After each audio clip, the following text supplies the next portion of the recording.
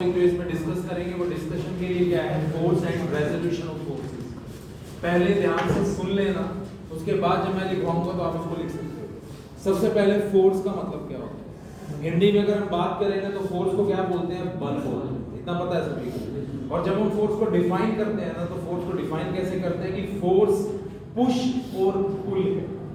Push और पुल दोनों करने के लिए हमें बल का प्रयोग करना पड़ता है। चाहे आप किसी बॉडी को पुश करो, चाहे आप किसी बॉडी को पुल करो, उसको धकेलने के लिए और उसको खींचने के लिए। धकेलने का मतलब होता है पुश करना, खींचने का मतलब होता है पुल करना। दोनों के लिए आपको किसका जो है जरूरत रहता है, फोर्स का जरूरत रहता है। तो हम फोर्स को डिफाइन कैसे करते हैं कि फोर्स इज अ पुश और पुल विच, जब भी हम किसी बॉडी पे इसको अप्लाई करें, मतलब which when applied on a body will change the position of the body और tries to change the position of the body. मतलब एक ऐसा बल है जिसको हम किसी बॉडी को खींचने और धकेलने के लिए अगर लगाते हैं तो वो किसी भी बॉडी की या तो पोजीशन में बदलाव पैदा कर देता है या फिर उसके अंदर बदलाव को पैदा करने का कोशिश करता है। ऐसे कंसेप्ट को हम क्या नाम देते हैं, फोर्स। सभी को समझ आ गया। अब जैसे मान लो एक आपके पास बॉल है और आपको बोला जाए बॉल को पोजीशन के अंदर चेंज करो, तो आप सिंपली में क्या करोगे, बॉल को किक करोगे। फुटबॉल है, यहां पड़ी है, मैं झट से उसको किक करूंगा, वो बॉल उछल के कहीं और जाके गिरेगी, तो क्या बॉल का पोजीशन चेंज हो गया? यस, बॉल का पोजीशन चेंज हो गया। अब उसी बजाय बड़ी बॉल के बजाय हमने एक बड़ा पत्थर रख दिया, क्या सेम एफर्ट लगाकर आप पत्थर को धकेल सकते हो? मतलब वो जो किक आपने किया था, क्या वही किक आप फुटबॉल की बजाय बड़े पत्थर पे अगर करोगे तो क्या वो पत्थर उड़ के कहीं दूर जाएगा? नो। तो इस केस में सिर्फ और सिर्फ आपने बॉडी की पोजीशन को चेंज करने की कोशिश की। This is the concept of force. समझ आ गया? कुछ गए अपने हम मॉल्स में एंटर करते हैं तो आजकल तो डोर्स आ गए, वो जो स्लाइडर होते हैं, सेंस करते हैं और डोर खुल जाता है। पहले क्या होता था, किसी डोर पे लिखा होता था पुश और किसी डोर पे लिखा होता है पुल। जैसे किसी दुकान पे जा रहे हो तो शीशे के दरवाजे हैं तो लिखा होता है ना पुश और कईयों पे पुल। तो दोनों का मतलब समझते हो ना? पुश करने का मतलब आगे धकेलना, पुल करने का मतलब अपनी तरफ खींचना। दोनों को करने के लिए फोर्स लगानी पड़ती है। तो ये आपका कांसेप्ट किसके लिए डिफाइन किया जाएगा? फोर्स के लिए। सभी को समझ आ गया? तो हम इसका अगर डेफिनेशन लिखते हैं तो हम लिख सकते हैं फोर्स इज ए पुश और पुल which when applied will change the position of object or tries to change the position। अब क्या ये सभी को समझ आ गया? अभी उतार बाद में लेना, पहले जरा समझने की कोशिश करो, रब नहीं होगा। ये क्लियर है सभी को? फोर्स का मतलब अब डेफिनेशन से क्लियर हो गया ना? इट इज ए पुश और पुल व्हिच व्हेन अप्लाइड, जब भी किसी पर इसको लगाया जाएगा, विल चेंज द पोजीशन, या तो उसकी पोजीशन में बदलाव पैदा कर देगा या फिर उसको बदलाव को पैदा करने की ट्राई करेगा, मतलब कोशिश करेगा। इस कांसेप्ट का मतलब क्या होता है? फोर्स। इतना क्लियर हो गया सभी को? अब अगर हम इसके फॉर्मूला की बात करते हैं कि फोर्स का फॉर्मूला क्या है, तो force is equal to mass multiply acceleration. अब इसका मीनिंग क्या है? मास तो कोई भी चीज है, उसका अपना मास होगा। इस टेबल का भी अपना मास है। अगर मैं इसको यहां से फोर्स लगाता हूं तो ये टेबल इधर की तरफ गया, बेसिकली इसकी वेलोसिटी को आपने बदल दिया। और जब किसी बॉडी की वेलोसिटी को आप बदलते हो तो आप उसको एक्सीलरेशन का नाम देते हो। आप ऐसे याद कर सकते हो, एक रुकी हुई बॉडी है, आपने उसको चला दिया तो उसका अपना मास तो होगा ना जिसको आप चलाने की कोशिश कर रहे हो। अगर आपने उसमें फोर्स लगाई और उसके अंदर एक्सीलरेशन आपने पैदा की तो आपने उसके ऊपर क्या लगाया है? फोर्स लगाया। समझ आ गया? तो फोर्स का फॉर्मूला क्या है? मास गुना एक्सीलरेशन। क्लियर हो गया? अब अगर हम इसके यूनिट्स की बात करते हैं तो आप सबको पता है मास का यूनिट क्या होता है? किलोग्राम। क्लियर हो गया? एक्सीलरेशन का यूनिट क्या होता है? Metre per second square. ये फोर्स का अपना यूनिट बन गया। क्या है unit? Kilogram metre per second square. और इसका दूसरा नाम जो इस यूनिट के लिए यूज किया जाएगा वो क्या होगा? न्यूटन। क्लियर हो गया? और ये जो न्यूटन है ये इसका कौन से सिस्टम का यूनिट है? एसआई। अगर हम इसके छोटे यूनिट्स की बात करें तो हम लिख सकते हैं ना ग्राम सेंटीमीटर पर सेकंड स्क्वायर। आप इसको क्या बोलते हो? डाइन्स। समझ आ गया? और डाइन इसका कौन से सिस्टम में यूनिट है? सीजीएस। अब ये भी समझ आ गया होगा। तो फोर्स के दो यूनिट्स के नाम क्या क्या हैं? फोर्स का एसआई सिस्टम में यूनिट क्या है? न्यूटन। और आप एक न्यूटन को क्या लिख सकते हो? 1 newton is equal to 1 KG multiplied by 1 metre per second square. दूसरी तरफ आप अगर लिखते हो 1 डाइन, तो 1 डाइन को क्या लिख सकते हो? 1 ग्राम इंटू 1 सेंटीमीटर पर सेकंड स्क्वायर। क्या समझ आ गया सभी को? ठीक है। अब क्वेश्चन आएगा, मान लो कोई पूछ लेता है कि फोर्स 1 न्यूटन की कब होगी, तो आप सीधा सीधा आंसर दोगे अगर जिस ऑब्जेक्ट की पोजीशन को आप बदलना चाहते हो उसका मास 1 केजी का हो और आप उसको 1 मीटर पर सेकंड स्क्वायर की एक्सीलरेशन दो, तो आप अपनी बॉडी के ऊपर कितने न्यूटन की फोर्स लगाओगे? समझ आ गया? अगर मान लो 2 किलोग्राम की बॉडी है और आप उसके अंदर 1 मीटर पर सेकंड स्क्वायर की एक्सीलरेशन पैदा कर रहे हो, तो फोर्स 2 न्यूटन की होगी। सिंपल क्या करना है? 1 गुना 1। समझ गए? अगर यहां होता 5 तो 5 गुना 1 5। अगर यहां भी 5 और यहां पे भी 5 होगा तो 25, क्योंकि 5 गुना 5 क्या होगा? 25 होगा। इस तरह से फोर्स का मैग्नीट्यूड आप बदलते जाओ। आ गया सभी को समझ? बोलो सभी को समझ आ गया?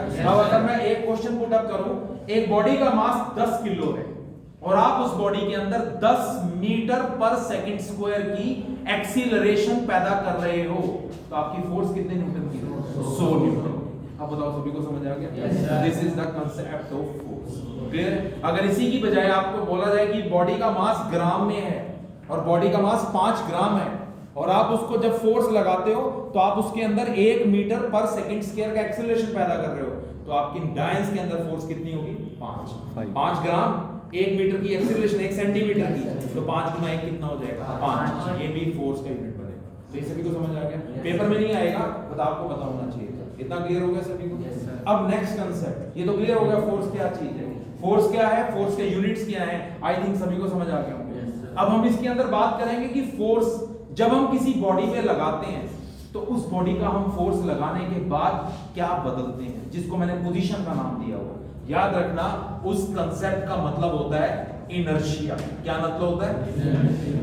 जैसे मैंने बोला ना, एक बॉडी की पोजीशन बदलने जा रहा, पोजीशन को बदलना मतलब इनर्शिया को बदलना। समझ गए? अब इनर्शिया क्या चीज है हम डिफाइन करेंगे कि इनर्शिया क्या होता है। इतना तो पता लग गया, फोर्स लगाने से आप इनर्शिया को बदलते हैं, इतना तो क्लियर है। और इनर्शिया का अपना मतलब क्या है? पोजीशन। इतना क्लियर हो गया? अब इनर्शिया में क्या चीज है? बेसिकली इनर्शिया किसी बॉडी की इनएबिलिटी का नाम।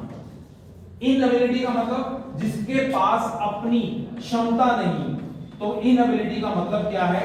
Not capable. समझ आया? हिंदी में मतलब क्या है? सक्षम ना होना।